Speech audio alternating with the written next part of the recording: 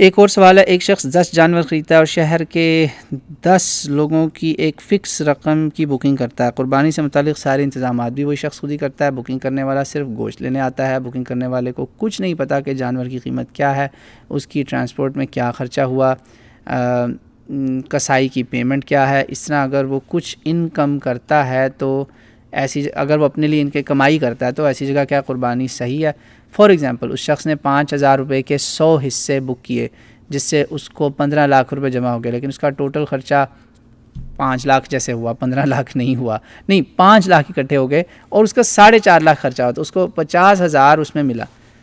تو بھائی کیوں نہیں اس کے لیے لکھا ہوا ہے کیا ہے اس کی بکنگ اور یہ کام جو وہ کر رہا ہے حلال ہے؟ بھائی کیوں نہیں حلال؟ اس غریب کو کھانے دیں کچھ پیسے، میں نے آپ کو بتایا تھا اس سے قربانی سے بہت دنیا کی مدد ہوتی ہے، کرنے دیں۔ آپ سوچیں آپ منڈی جائیں گے، کووڈ رسک لیں گے، کتنے رسک اپنے جانوں پر لے کے اس وقت جو دنیا کے حالات ہیں، وائرس کا، بیماری کا، ایکسیڈنٹ ہونے کا، وہ ساری آپ کی ٹینشن وہ بندہ لے رہا ہے۔ بھائی اس کی تو لیبر بنتی ہے، اس غریب کو کمانے دیں 4 پیسے، اور وہ بھی کیا پتہ کمائے گا کہ نہیں، اس کے بیچ میں اگر لاس ہو گیا پھر وہ کیا کرے گا؟ سوچیں، وہ ہو سکتا ہے آپ کی پوری قربانیاں نہ کر سکے، ہو سکتا ہے آپ کے پاس آئے کہ بھائی میرے پورے نہیں پڑ رہے، میرے سے مسئلہ ہو گیا، مجھے آپ پلیز میری ہیلپ کریں، میں نہیں کر سکتا اتنی سستی قربانی۔ کیوں نہیں بھائی، کرنے دیں، اس کی انکم کو اللہ میاں نہ بنے یار، اس کو بیچارے کو 4 پیسے کھا لینے دیں غریب کو، اس کے گھر میں بھی چولہا جل جائے گا، کوئی بات نہیں۔ الحمدللہ یہ اللہ کے لیے ہو رہا ہے، اللہ کے لیے آپ مال بھی دیں، جان بھی دیں تو کیا جاتا ہے، الحمدللہ۔ وہ بات ہے نا، ہم نے تو پوری جان کا سودا کیا ہوا ہے، تو اس کے نام پہ اگر ہم تھوڑا سا 500,000 روپیہ ہم لوٹ بھی گئے تو کیا لوٹے؟ نہیں لوٹے، الحمدللہ، وہ ان کا حق ہے، وہ کام کر رہے ہیں بالکل جیسے منڈی میں کام کرتے ہیں لوگ،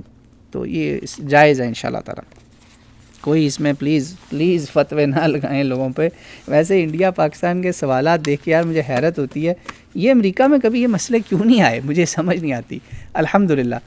تو اچھی بات ہے، یہ نہیں اس میں ان چیزوں کی اتنی ٹینشن لینی چاہیے۔ ہاں ہمارے ہاں یہ کہ لوگ دھوکہ بہت کرتے ہیں، یہ دیکھ لیں کہ پتہ چلے سارے پیسے لے کے وہ بھاگ جائے، یہ پتہ ہو کہ بھائی وہ کر رہا ہے قربانی، 4 پیسے کما لے خیر ہے، کر لے قربانی، یہ میک شور کر لیں آپ۔ جس طرح وہ دودھ والا آتا ہے نا ہمارے ہاں، تو میرا وہ بردر ان لا کہتا ہے، میں نے اس کو کہا بھائی